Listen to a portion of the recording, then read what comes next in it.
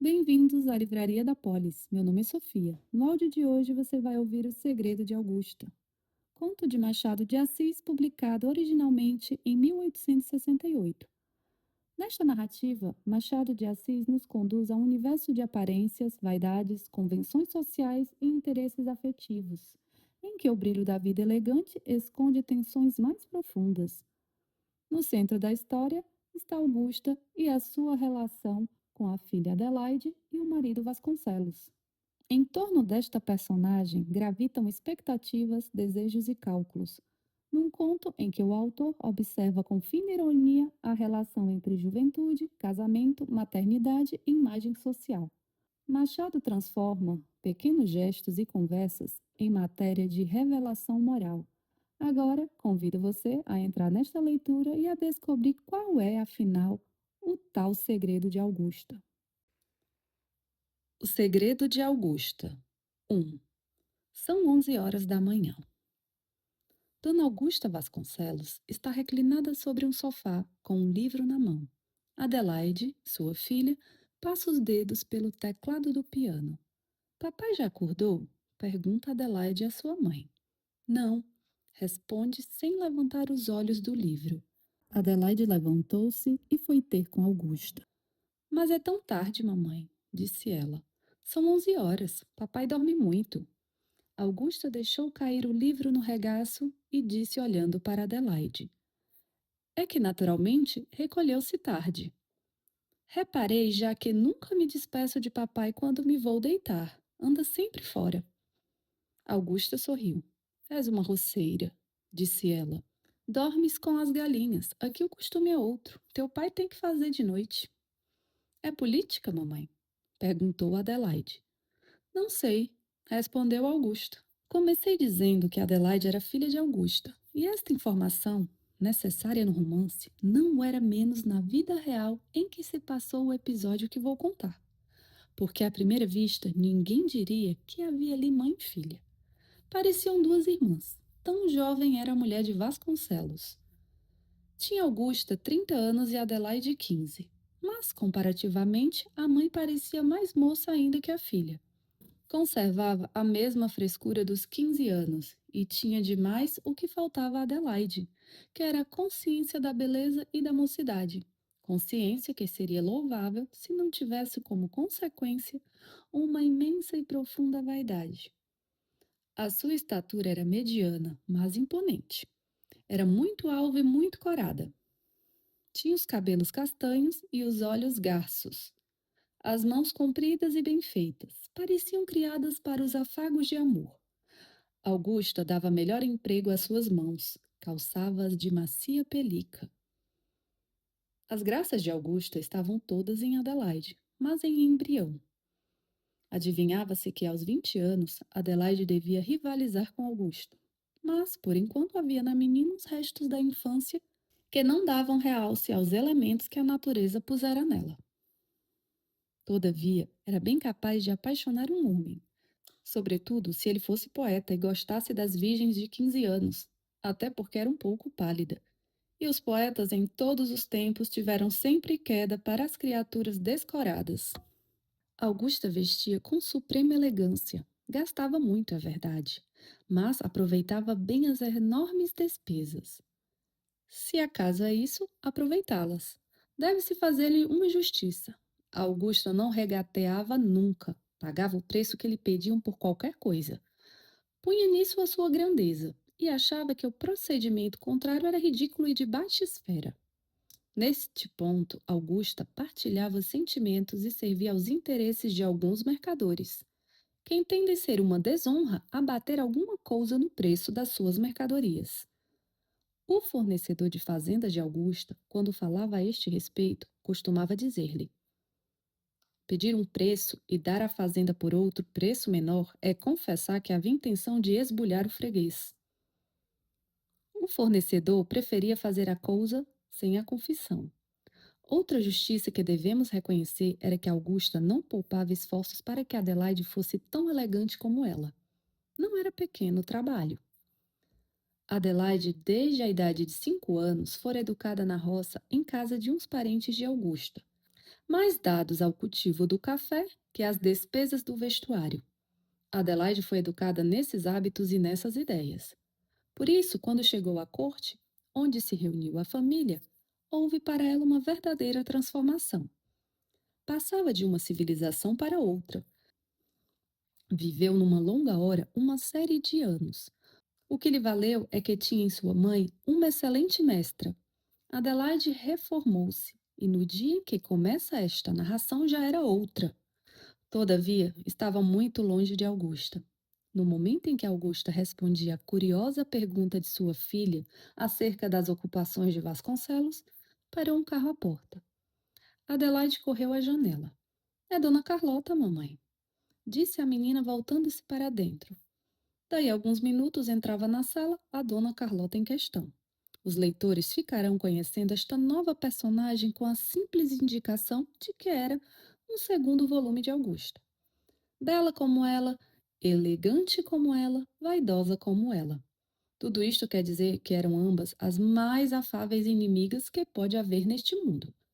Carlota vinha pedir a Augusta para ir cantar no concerto que ia dar em casa, imaginando por ela para o fim de inaugurar um magnífico vestido novo.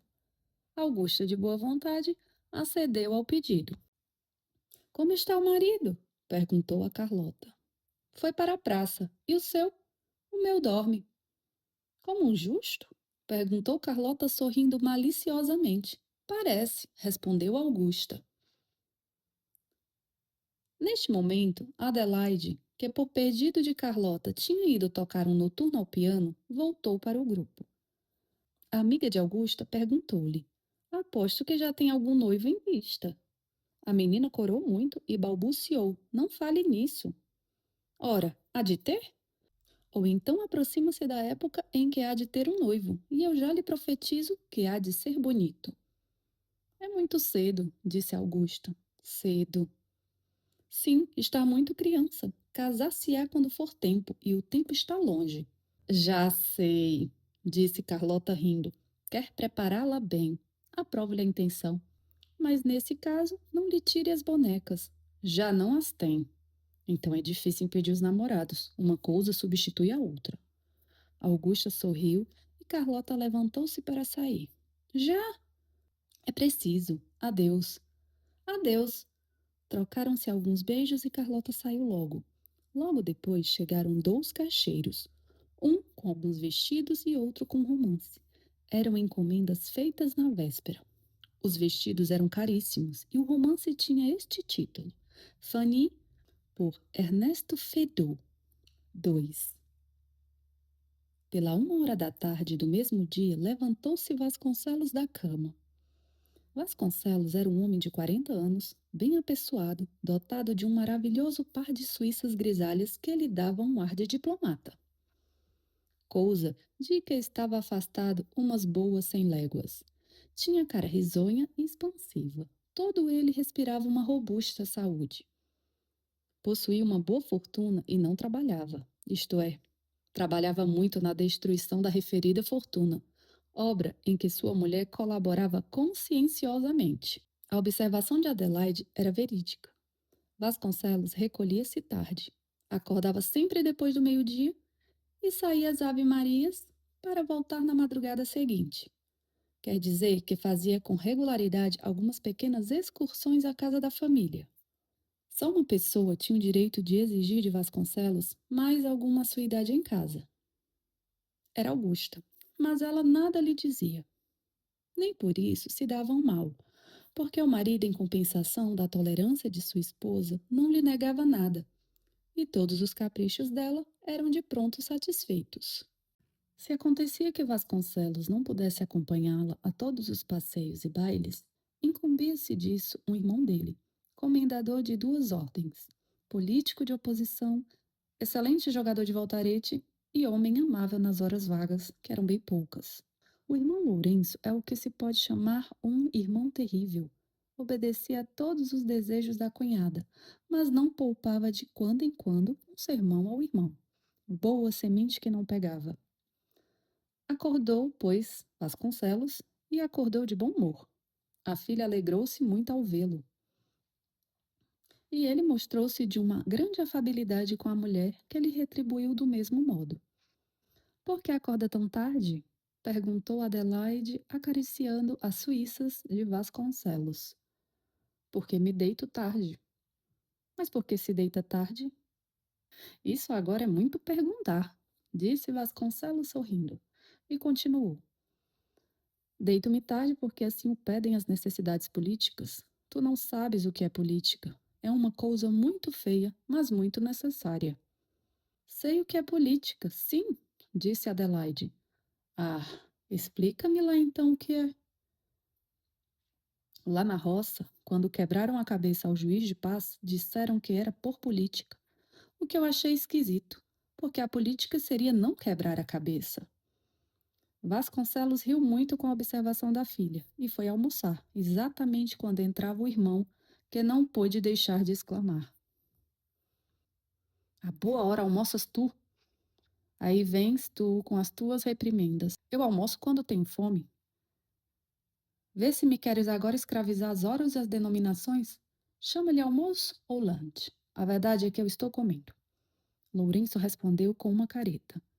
Terminado o almoço, anunciou-se a chegada do senhor Batista. Vasconcelos foi recebê-lo no gabinete particular. Batista era um rapaz de 25 anos. Era o tipo acabado do pândego. Excelente companheiro numa ceia de sociedade equívoca, nulo conviva numa sociedade honesta. Tinha xiste e certa inteligência, mas era preciso que estivesse em clima próprio para que se lhe desenvolvessem essas qualidades. No mais era bonito, tinha um lindo bigode, calçava botins do Campas e vestia no mais apurado gosto. Fumava tanto como um soldado e tão bem como um lorde.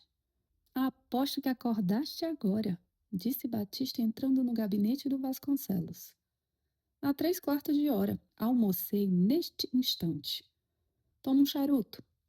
Batista aceitou o charuto e estirou-se numa cadeira americana, enquanto Vasconcelos acendia um fósforo. Viste o Gomes? Perguntou Vasconcelos. Vi-o ontem.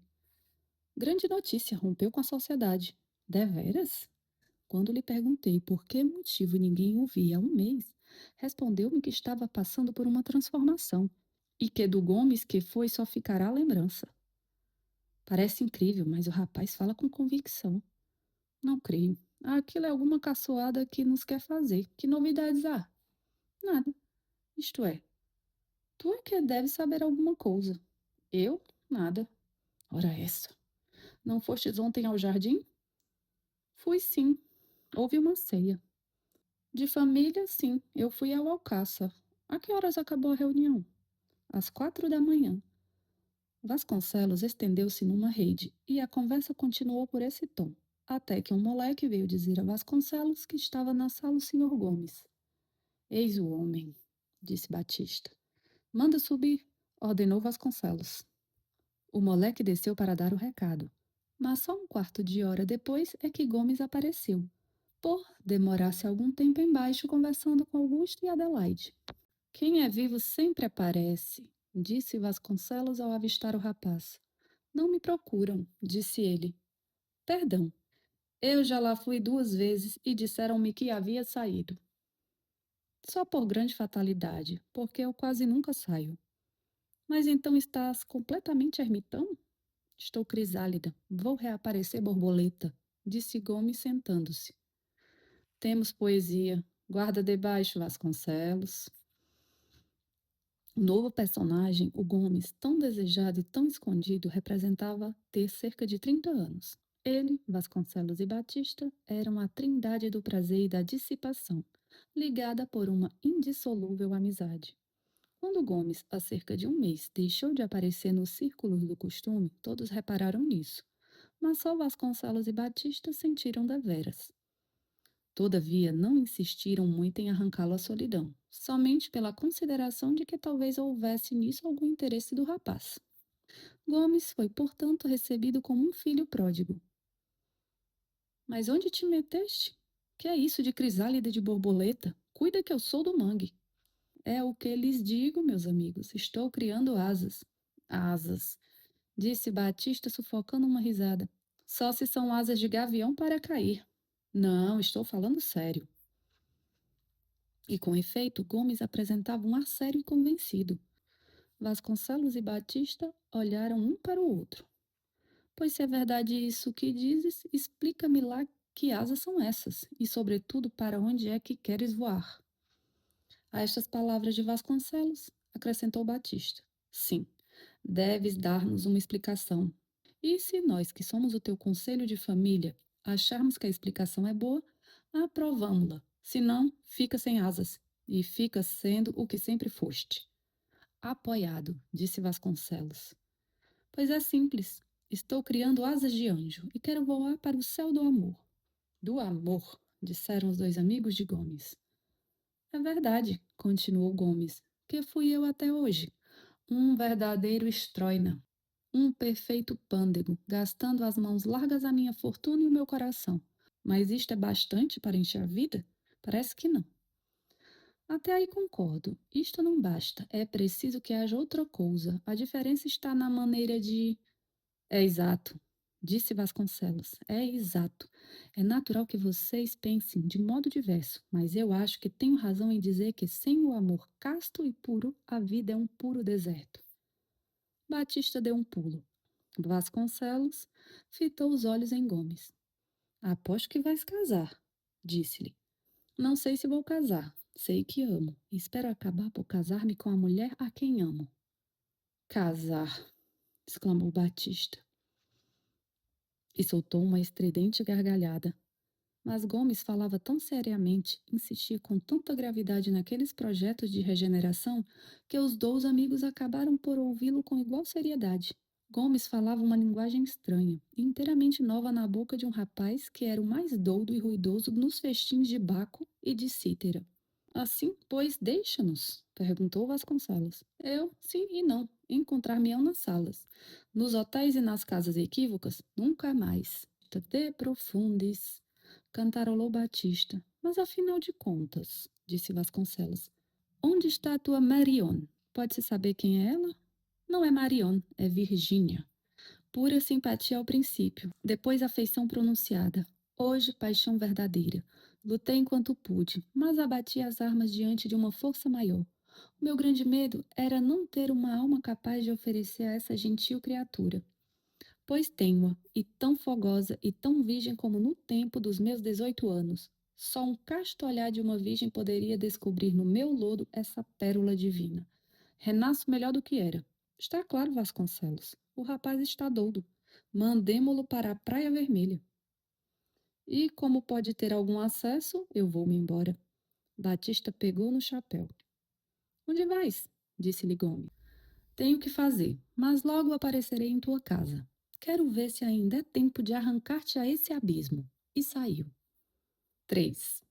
Os dois ficaram sós. Então é certo que estás apaixonado? Eu bem sabia que vocês dificilmente acreditariam nisto. Eu próprio não creio ainda, e contudo é verdade. Acabo por onde tu começaste. Será melhor ou pior? Eu creio que é melhor. Tens interesse em ocultar o nome da pessoa? Oculto por ora a todos, menos a ti.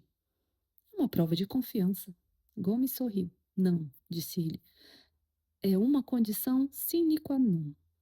Antes de todos, tu deves saber quem é a escolhida do meu coração. Trata-se de tua filha. Adelaide? Perguntou Vasconcelos espantado. Sim, tua filha. A revelação de Gomes caiu como uma bomba. Vasconcelos nem por sombras suspeitava semelhante coisa. Este amor é da tua aprovação? Perguntou-lhe Gomes. Vasconcelos refletia e, depois de alguns minutos de silêncio, disse: O meu coração aprova a tua escolha. És meu amigo, estás apaixonado, e uma vez que ela te ame. Gomes ia falar, mas Vasconcelos continuou sorrindo. Mas a sociedade? Que sociedade? A sociedade que nos tem em conta de libertinos, a ti e a mim. É natural que não aprove o meu ato. Já vejo que é uma recusa, disse Gomes entristecendo.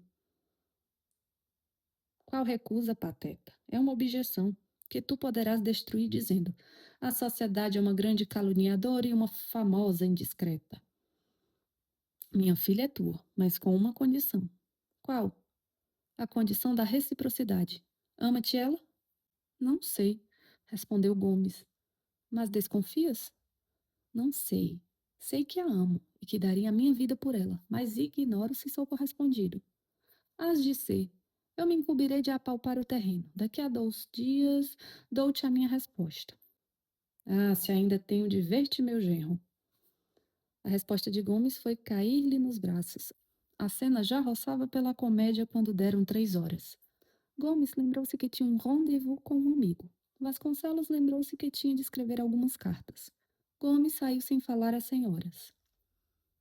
Pelas 4 horas, Vasconcelos dispunha-se a sair, quando vieram anunciar-lhe a visita do senhor José Brito.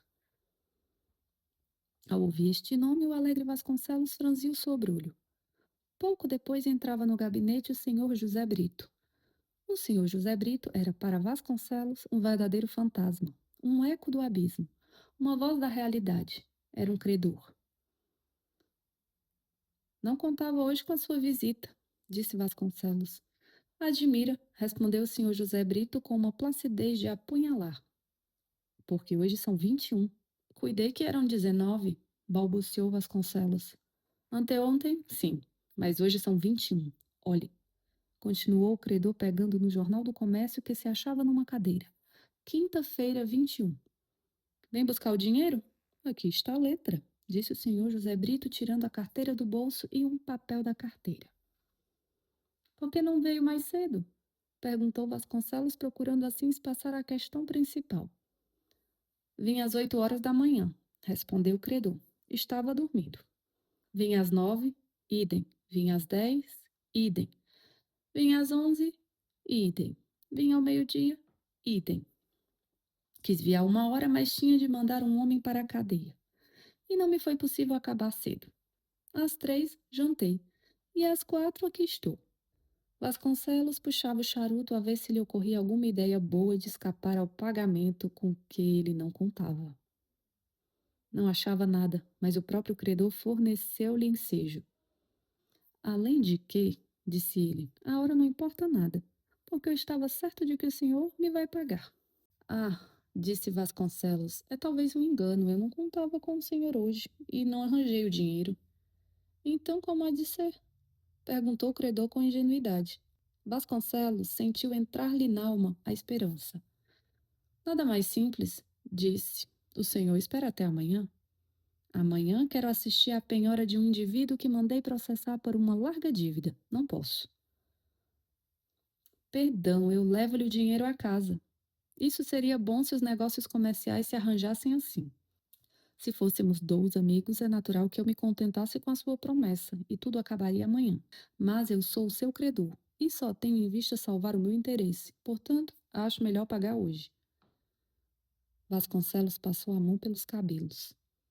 Mas se eu não tenho? É uma coisa que eu deve incomodar muito, mas que a mim não me causa a menor impressão. Isto é, deve causar-me alguma, porque o senhor está hoje em situação precária. Eu? É verdade. As suas casas da Rua da Imperatriz estão hipotecadas. A da Rua de São Pedro foi vendida. E a importância já vai longe. Os seus escravos têm ido a um e um sem que o senhor perceba. E as despesas que o senhor há pouco fez para montar uma casa a certa dama da sociedade equívoca são imensas. Eu sei tudo, sei mais do que o senhor. Vasconcelos estava visivelmente aterrado. O credor dizia a verdade. Mas enfim, disse Vasconcelos, o que havemos de fazer? Uma coisa simples, duplicamos a dívida e o senhor passa-me agora mesmo um depósito. Duplicar a dívida? Mas isto é uma tábua de salvação, sou moderado. Vamos lá, aceite. Escreva-me aí o depósito e rasga-se a letra. Vasconcelos ainda quis fazer objeção, mas era impossível convencer o senhor José Brito. Assinou o depósito de 18 contos. Quando o credor saiu, Vasconcelos entrou a meditar seriamente na sua vida. Até então gastara tanto e tão cegamente que não reparara no abismo que ele próprio cavava aos seus pés. Veio, porém, adverti-lo a voz de algum dos seus algozes. Vasconcelos refletiu. Calculou, recapitulou as suas despesas e as suas obrigações, e viu que da fortuna que possuía tinha na realidade menos da quarta parte. Para viver como até ali vivera, aquilo era nada menos que a miséria. Que fazer em tal situação? Vasconcelos pegou no chapéu e saiu. Vinha caindo a noite.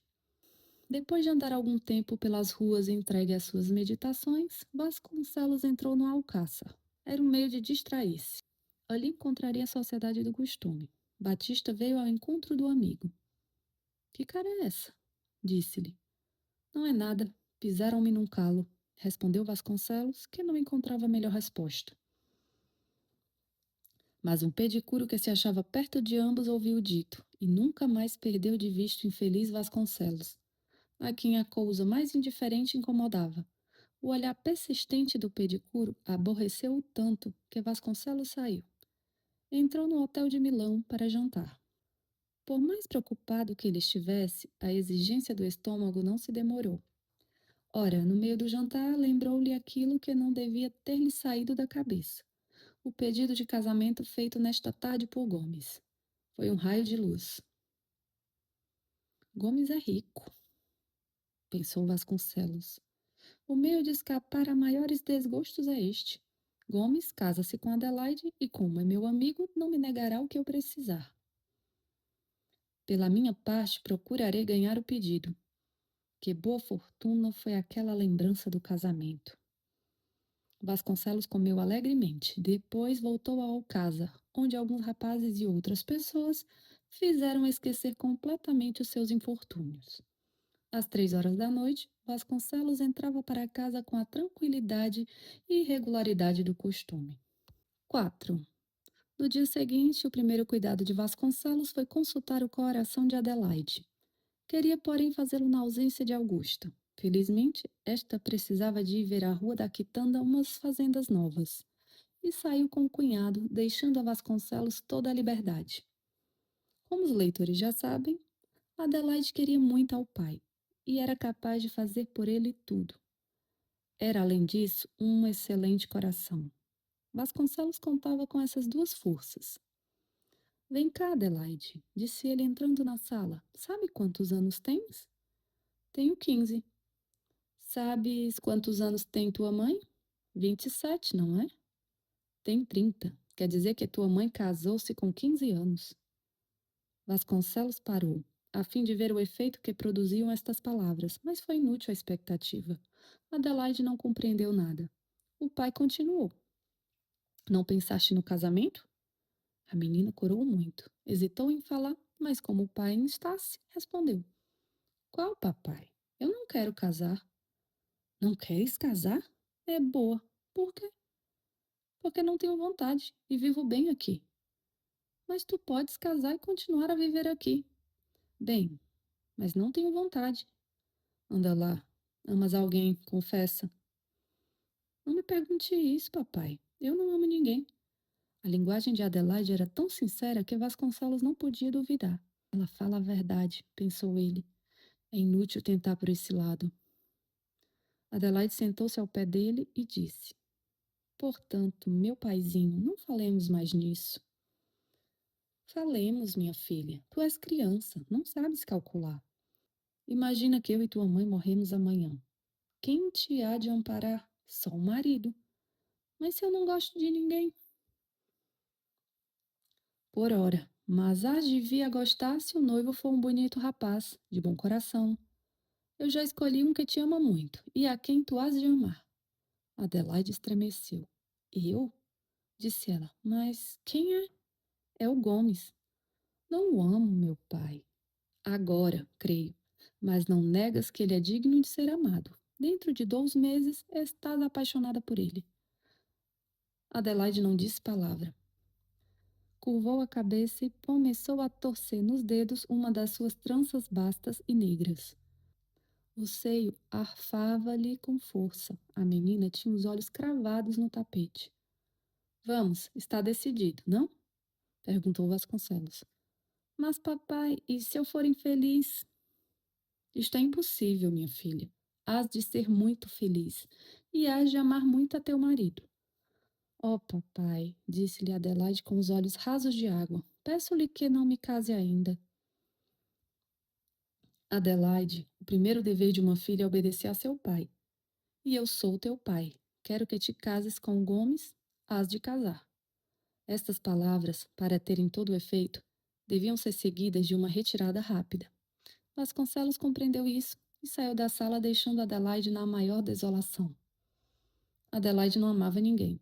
A sua recusa não tinha por ponto de partida nenhum outro amor. Também não era resultado de aversão que tivesse pelo seu pretendente. A menina sentia simplesmente uma total indiferença pelo rapaz. Nestas condições, o casamento não deixava de ser uma odiosa imposição. Mas que faria Adelaide? A quem recorreria? Recorreu às lágrimas. Quanto a Vasconcelos, subiu ao gabinete e escreveu as seguintes linhas ao futuro genro. Tudo caminha bem. Autorizo-te a vires fazer a corte à pequena. Espero que dentro de 2 meses o casamento esteja concluído. Fechou a carta e mandou-a. Pouco depois voltaram de fora Augusta e Lourenço. Enquanto Augusta subia para o quarto da toilette para mudar de roupa, Lourenço foi ter com Adelaide, que estava no jardim. Reparou que ela tinha os olhos vermelhos e inquiriu a causa, mas a moça negou que fosse de chorar. O Lourenço não acreditou nas palavras da sobrinha e instou com ela para que lhe contasse o que havia. Adelaide tinha grande confiança no tio, até por causa da sua rudeza de maneiras. No fim de alguns minutos de instâncias, Adelaide contou a Lourenço a cena com o pai. Então é por isso que estás chorando, pequena? Pois então, como fugir ao casamento? Descansa, não te casarás. Eu te prometo que não te hás de casar. A moça sentiu um estremecimento de alegria. Promete, meu tio, que hás de convencer a papai? Hei de vencê-lo ou convencê-lo, não importa. Tu não te hás de casar. Teu pai é um tolo. Lourenço subiu ao gabinete de Vasconcelos exatamente no momento em que este se dispunha a sair. Vai sair? Perguntou-lhe Lourenço. Vou. Preciso falar-te. Lourenço sentou-se e Vasconcelos, que já tinha o chapéu na cabeça, esperou de pé que ele falasse. Senta-te, disse Lourenço. Vasconcelos sentou-se. Há 16 anos. Começa de muito longe. Vê se abrevias uma dúzia de anos, sem o que não prometo ouvir o que me vais dizer. Há 16 anos, continuou Lourenço, que és casado. Mas a diferença entre o primeiro dia e o de hoje é grande. Naturalmente, disse Vasconcelos. Tempora mutantur e. Naquele tempo, continuou Lourenço, dizia que encontraras um paraíso, o verdadeiro paraíso, e foste durante 2 ou 3 anos o modelo dos maridos. Depois mudaste completamente. E o paraíso tornar-se-ia verdadeiro inferno se tua mulher não fosse tão indiferente e fria como é, evitando assim as mais terríveis cenas domésticas. Mas, Lourenço, que tens com isso? Nem é disso que vou falar-te. O que me interessa é que não sacrifiques tua filha por um capricho, entregando-a a um dos teus companheiros de vida solta. Vasconcelos levantou-se. Estás doido? Disse ele. Estou calmo e dou-te o prudente conselho de não sacrificares tua filha a um libertino. Gomes não é libertino. Teve uma vida de rapaz, é verdade, mas gosta de Adelaide. E reformou-se completamente. É um bom casamento, e por isso acho que todos devemos aceitá-lo. É a minha vontade, e nesta casa quem manda sou eu. Lourenço procurou falar ainda, mas Vasconcelos já ia longe. Que fazer? Pensou Lourenço. 5. A oposição de Lourenço não causava grande impressão a Vasconcelos. Ele podia, é verdade, sugerir à sobrinha ideias de resistência. Mas Adelaide, que era um espírito fraco, cederia ao último que ele falasse. E os conselhos de um dia seriam vencidos pela imposição do dia seguinte. Todavia, era conveniente obter o apoio de Augusta. Vasconcelos pensou em tratar disso o mais cedo que lhe fosse possível. Entretanto, urgia organizar os seus negócios. E Vasconcelos procurou um advogado a quem entregou todos os papéis e informações, encarregando-o de orientá-lo em todas as necessidades da situação, quais os meios que poderia opor em qualquer caso de reclamação por dívida ou hipoteca. Nada disto fazia supor da parte de Vasconcelos uma reforma de costumes. Preparava-se apenas para continuar a vida anterior. 2 dias depois da conversa com o irmão, Vasconcelos procurou Augusta para tratar francamente do casamento de Adelaide. Já nesse intervalo, o futuro noivo, obedecendo ao conselho de Vasconcelos, fazia corte prévia à filha. Era possível que, se o casamento não lhe fosse imposto, Adelaide acabasse por gostar do rapaz. Gomes era um homem belo e elegante. E, além disso, conhecia todos os recursos de que se deve usar para impressionar uma mulher. Teria Augusta notado a presença assídua do moço? Vasconcelos fazia essa pergunta ao seu espírito no momento em que entrava na toilette da mulher. Vai sair? Perguntou ele. Não, tenho visitas. Ah, quem? A mulher do Seabra. Vasconcelos sentou-se e procurou um meio de encabeçar a conversa especial que ali o levava. Estás muito bonita hoje. Deveras? Disse ela sorrindo. Pois estou hoje como sempre, e é singular que eu digas hoje. Não, realmente hoje estás mais bonita do que de costumas, a ponto que sou capaz de ter ciúmes. Qual? Disse Augusta com um sorriso irônico. Vasconcelos coçou a cabeça, tirou o relógio, deu-lhe corda. Depois entrou a puxar as barbas, pegou numa folha, leu 2 ou 3 anúncios, atirou a folha ao chão e, ao final, depois de um silêncio já prolongado, Vasconcelos achou melhor atacar a praça de frente. Tenho pensado ultimamente em Adelaide, disse ele. Ah, por quê? Está moça. Moça, exclamou Augusta. É uma criança. Está mais velha do que tu quando te casaste. Augusta franziu ligeiramente a testa. Mas então, disse ela, então é que eu desejo fazê-la feliz e feliz pelo casamento. Um rapaz digno dela a todos os respeitos, em sabendo quem é, a aprovarás a escolha. É o Gomes. Casamo-la, não? Não, respondeu Augusta. Como não? Adelaide é uma criança, não tem juízo nem idade própria. Casar-se-á quando for tempo. Quando for tempo? Pediu-ma há dias, e eu disse-lhe que sim. Está certa se o noivo esperará até que seja tempo? Paciência, disse Augusta. Tens alguma coisa que notar no Gomes? Nada. É um moço distinto, mas não convém a Adelaide. Vasconcelos hesitava em continuar. Parecia-lhe que nada se podia arranjar, mas a ideia da fortuna deu-lhe forças, e ele perguntou: Por quê? Está certa de que ele convém a Adelaide? Perguntou Augusta, eludindo a pergunta do marido.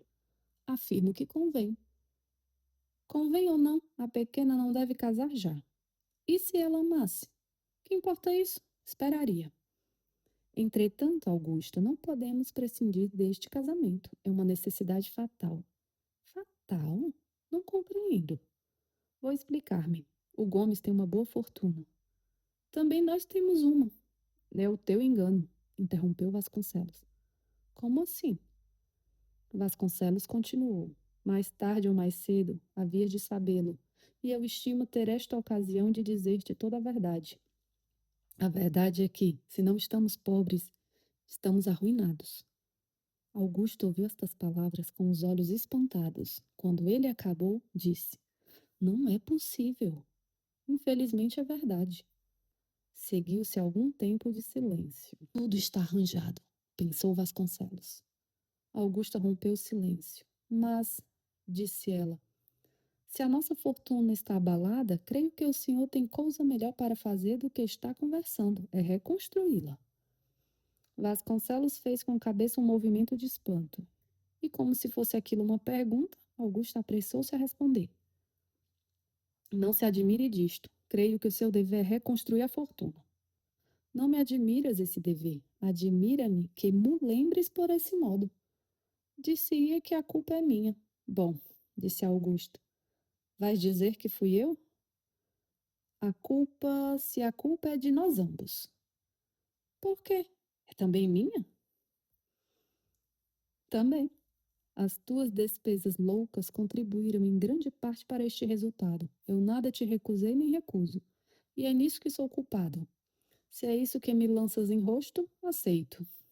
Augusta levantou os ombros com um gesto de despeito. e deitou a Vasconcelos um olhar de tamanho desdém que bastaria para intentar uma ação de divórcio. Vasconcelos viu o movimento e o olhar. O amor do luxo e do supérfluo, disse ele, há de sempre produzir estas consequências. São terríveis, mas explicáveis. Para conjurá-las, era preciso viver com moderação. Nunca pensaste nisso. No fim de 6 meses de casada, entraste a viver no turbilhão da moda. E o pequeno regato das despesas tornou-se um rio imenso de desperdícios. Disse-me que a ideia de mandar Adelaide para a roça foi-te sugerida pela necessidade de viver sem cuidados de natureza alguma. Augusta tinha se levantado e deu alguns passos. Estava trêmula e pálida. Vasconcelos ia por diante nas suas recriminações quando a mulher o interrompeu, dizendo: Sabes o que me disse uma vez meu irmão? Mas por que motivo não impediu o senhor essas despesas que o fazia? Queria paz doméstica. Não, clamou ela. O senhor queria ter por sua parte uma vida livre e independente.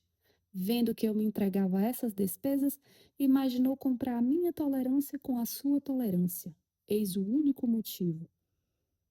A sua vida não será igual à minha, mas pior. Se eu fazia despesas em casa, o senhor as fazia na rua. É inútil negar, porque eu sei tudo. Conheço de nome as rivais que sucessivamente o senhor me deu. E nunca lhe disse uma única palavra, nem agora lhe censuro, porque seria inútil e tarde. A ação tinha mudado. Vasconcelos começara constituindo-se juiz e passara a ser corréu. Negar era impossível, discutir era arriscado e inútil. Preferiu sofismar.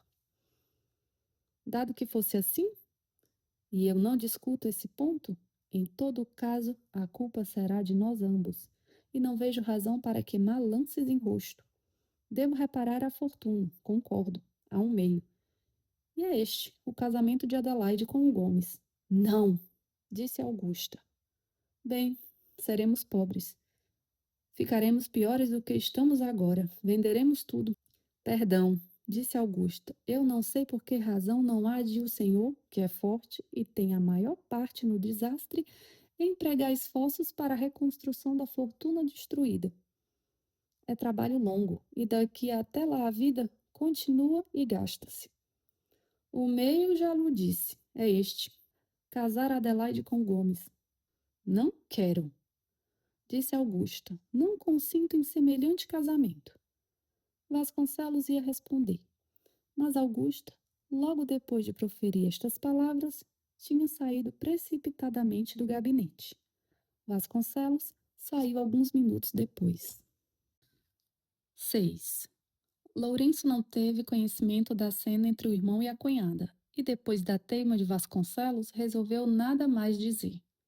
Entretanto, como queria muito a sobrinha, e não queria vê-la entregue a um homem de costumes que ele reprovava, Lourenço esperou que a situação tomasse caráter mais decisivo para assumir mais ativo papel.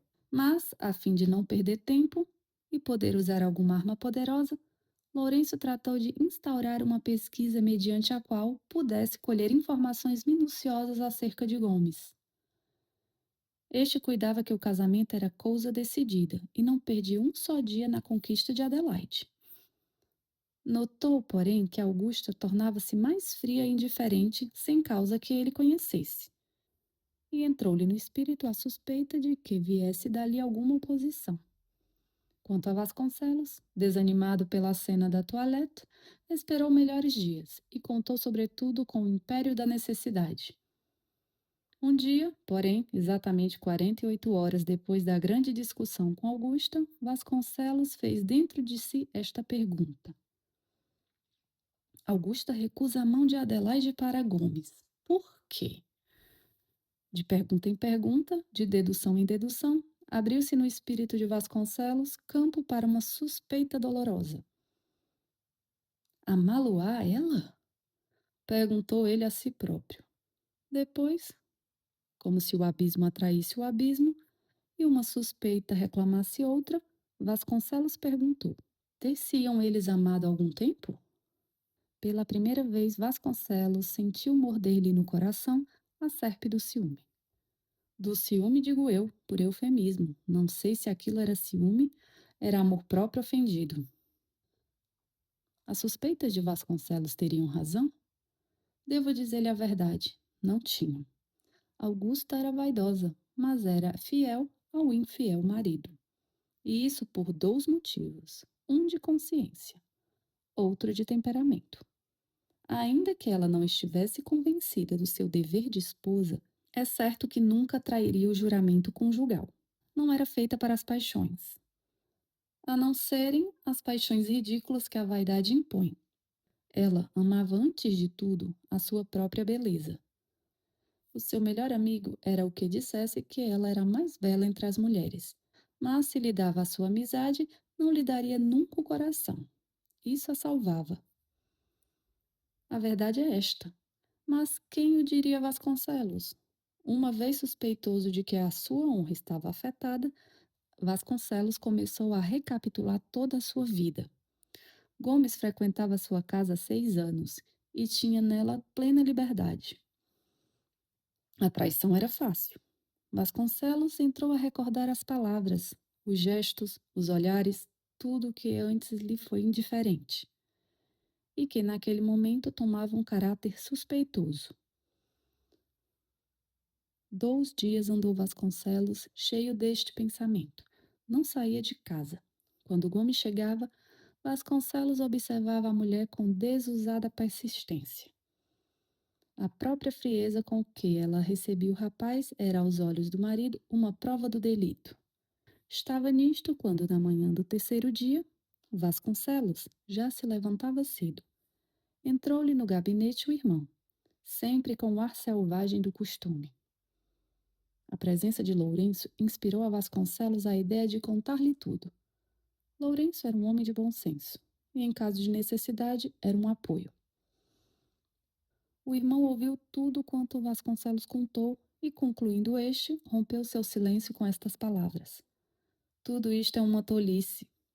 Se tua mulher recusas o casamento, será por qualquer outro motivo que não esse. Mas é o casamento com Gomes que ela recusa.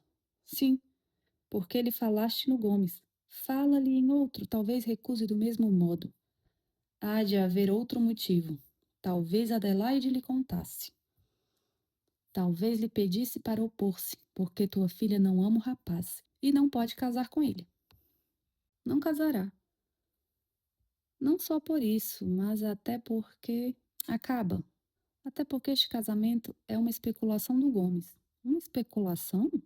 Perguntou Vasconcelos. Igual à tua, disse Lourenço. Tu dás-lhe a filha com os olhos na fortuna dele. Ele aceita com os olhos na tua fortuna. Mas ele não possui nada. Está arruinado como tu. Indaguei e soube da verdade. Quer naturalmente continuar a mesma vida dissipada que teve até hoje. E a tua fortuna é um meio. Está certo disso? Certíssimo. Vasconcelos ficou aterrado. No meio de todas as suspeitas, ainda lhe restava a esperança de ver a sua honra salva e realizado aquele negócio que lhe daria uma excelente situação. Mas a revelação de Lourenço matou-o. Se queres uma prova, manda chamá-lo e diz-lhe que estás pobre. E por isso lhe recusas a filha. Observa-o bem e verás o efeito que as tuas palavras lhe hão de produzir. Não foi preciso mandar chamar o pretendente. Daí a 1 hora apresentou-se ele em casa de Vasconcelos. Vasconcelos mandou-o subir ao gabinete. 7. Logo depois dos primeiros cumprimentos, Vasconcelos disse: Ia mandar chamar-te. Ah, para quê? Disse Gomes. Para conversarmos acerca do casamento. Ah, algum obstáculo? Conversemos. Gomes tornou-se mais sério. Entrevi alguma dificuldade grande. Vasconcelos tomou a palavra. Há circunstâncias, disse ele, que devem ser bem definidas para que se possa compreender bem. É a minha opinião. Amas minha filha? Quantas vezes quer que tu diga? O teu amor está acima de todas as circunstâncias? De todas, salvo aquelas que entenderem com a felicidade dela. Devemos ser francos. Além de amigo que sempre foste, és agora quase meu filho. A descrição entre nós seria indiscreta. Sem dúvida, respondeu Gomes. Sem dúvida, respondeu Gomes. Vim a saber que os meus negócios param mal. As despesas que fiz alteraram profundamente a economia da minha vida, de modo que eu não te minto dizendo que estou pobre. Gomes reprimiu uma careta. Adelaide, continuou Vasconcelos, não tem fortuna, não terá mesmo dote. É apenas uma mulher que eu te dou. O que te afianço é que é um anjo e que há de ser excelente esposa. Vasconcelos calou-se. E o seu olhar, cravado no rapaz, parecia querer arrancar-lhe das feições as impressões da alma. Gomes devia responder, mas durante alguns minutos houve entre ambos um profundo silêncio. Enfim, o pretendente tomou a palavra. Aprecio, disse ele, a tua franqueza, e usarei de franqueza igual. Não peço outra coisa. Não foi, por certo, o dinheiro que me inspirou este amor. Creio que me farás a justiça de crer que eu estou acima dessas considerações. Além de que, no dia em que eu te pedi a querida do meu coração, acreditava estar rico. Acreditavas? Escuta, só ontem é que o meu procurador me comunicou o estado dos meus negócios. Mal? Se fosse isso apenas. Mas imagina que há 6 meses estou vivendo pelos esforços inauditos que o meu procurador fez para apurar algum dinheiro. Pois que ele não tinha ânimo de dizer-me a verdade. Ontem soube tudo. Ah, calcula qual é o desespero de um homem que acredita estar bem e reconhece um dia que não tem nada. Imagino por mim. Entrei alegre aqui porque a alegria que eu ainda tenho reside nesta casa. Mas a verdade é que eu estou à beira de um abismo. A sorte castigou-nos há um tempo. Depois desta narração, que Vasconcelos ouviu sem pestanejar, Gomes entrou no ponto mais difícil da questão. Aprecio a tua franqueza e aceito tua filha sem fortuna. Também eu não tenho, mas ainda me restam forças para trabalhar. Aceitas? Escuta, aceito Dona Adelaide mediante uma condição. É que ela queira esperar algum tempo, a fim de que eu comece a minha vida. Pretendo ir ao governo e pedir um lugar qualquer, se é que ainda me lembro do que aprendi na escola. Apenas tenha começado a vida, cá virei buscá-la. Queres? Se ela consentir, disse Vasconcelos, abraçando esta tábua de salvação. É coisa decidida. Gomes continuou. Bem, falarás nisso amanhã. E mandar-me-ás resposta. Ah, se eu tivesse ainda a minha fortuna. Era agora que eu queria provar-te a minha estima. Bem, ficamos nisso. Espero a tua resposta. E despediram-se. Vasconcelos ficou fazendo esta reflexão. De tudo quanto ele disse, só acredito que já não tem nada. Mas é inútil esperar. Duro com duro não faz bom muro. Pela sua parte, Gomes desceu a escada dizendo consigo: "O que acho singular é que, estando pobre, viesse dizer-mo assim tão antecipadamente quando eu estava caído. Mas esperarás debalde. 2 metades de cavalo não fazem um cavalo." Vasconcelos desceu. A sua intenção era comunicar a Augusta o resultado da conversa com o pretendente. Uma coisa, porém, o embaraçava. Era a insistência de Augusta em não consentir no casamento de Adelaide sem dar nenhuma razão da recusa. Ia pensando nisto, quando, ao atravessar a sala de espera, ouviu vozes da sala de visitas. Era Augusta que conversava com Carlota. E entrar quando estas palavras lhe chegaram ao ouvido. Mas Adelaide é muito criança. Era a voz de Augusta. Criança, disse Carlota. Sim, não está em idade de casar. Mas eu, no teu caso, não ponho embargos ao casamento, ainda que fosse daqui a alguns meses. Porque o Gomes não me parece mau rapaz. Não é, mas enfim, eu não quero que Adelaide se case. Vasconcelos colou o ouvido à fechadura e temia perder uma só palavra do diálogo. O que eu não compreendo, disse Carlota, é a tua insistência. Mais tarde ou mais cedo, Adelaide há de vir casar-se. Oh, o mais tarde possível, disse Augusta. Houve um silêncio. Vasconcelos estava impaciente. Ah, continuou Augusta, se soubesse o terror que me dá a ideia do casamento de Adelaide. Por que, meu Deus? Por que, Carlota?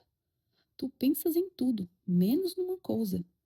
Eu tenho medo por causa dos filhos dela, que serão meus netos. A ideia de ser avó é horrível, Carlota. Vasconcelos respirou e abriu a porta. Ah, disse Augusta. Vasconcelos cumprimentou Carlota. E esta saiu. Voltou-se para a mulher e disse: Ouvi a tua conversa com aquela mulher. Não era segredo, mas o que ouviste? Vasconcelos respondeu sorrindo. Ouvi a causa dos teus terrores. Não cuidei nunca que o amor da própria beleza pudesse levar a tamanho egoísmo. O casamento com Gomes não se realiza. Mas se Adelaide amar alguém, não sei como lhe recusaremos o nosso consentimento. Até lá, esperaremos, respondeu Augusta. A conversa parou nisto, porque aqueles dous consortes distanciavam-se muito. Um tinha a cabeça nos prazeres ruidosos da mocidade, ao passo que a outra meditava exclusivamente em si. No dia seguinte, Gomes recebeu uma carta de Vasconcelos concebida nestes termos: Meu Gomes, ocorre uma circunstância inesperada. É que Adelaide não quer casar. Gastei a minha lógica, mas não alcancei convencê-la. Teu Vasconcelos. Gomes dobrou a carta e acendeu com ela um charuto e começou a fumar fazendo esta reflexão profunda. Onde acharei eu uma herdeira que me queira por marido? Se alguém souber, avise-o em tempo. Depois do que acabamos de contar, Vasconcelos e Gomes encontram-se às vezes na rua ou no alcázar. Conversam, fumam, dão um braço um ao outro, exatamente como dous amigos, que nunca foram, ou como dous velhacos que são. Jornal das Famílias, julho-agosto de 1868. Você ouviu O Segredo de Augusta, de Machado de Assis. Neste conto, Machado de Assis revela com elegância e ironia que certos segredos não se escondem em grandes crimes nem em escândalos extraordinários, mas em vaidades silenciosas, cultivadas no interior da vida social. Em Augusta, a preocupação com a imagem, com a juventude e com o lugar ocupado diante dos outros pesa mais do que a espontaneidade dos afetos. Ao transformar um drama aparentemente leve em observação moral, Machado mostra como a aparência pode governar escolhas, relações e destinos. O que parece pequeno ganha extrema profundidade. O que parece frívolo revela uma verdade incômoda. No fim, fica a pergunta: quantas vezes o desejo de parecer alguma coisa diante dos outros fala mais alto do que aquilo que realmente sentimos?